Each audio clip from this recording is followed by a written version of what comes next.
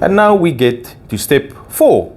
What is step 4? Step 4 is wealth protection. All right. So with step 3, we start to know what we are going to do with our money because of our budget and where to allocate our money and our income. So the first place where we start looking at putting money is in our wealth protection. All right. You can see it as a pyramid. We need to start at the bottom in order to go to the top. The FF is for financial freedom. All right, so we first need to start at the bottom and work our way to the top. Now the first part, like I said, is wealth protection, should be the base. And in saying the base is probably one of the most important parts.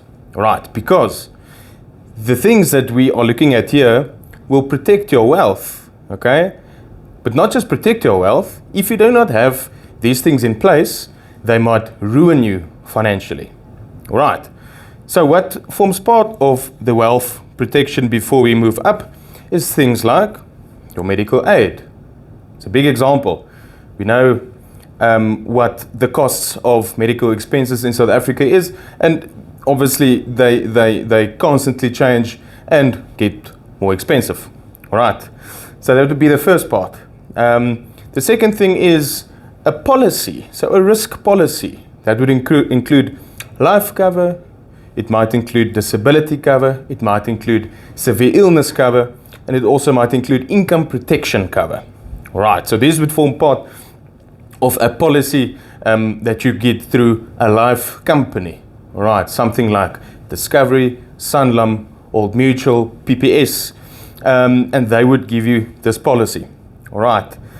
What they obviously protect you against is, or the financial protection, is if, let's use an example like severe illness. So severe illness is something like a cancer, a specific cancer.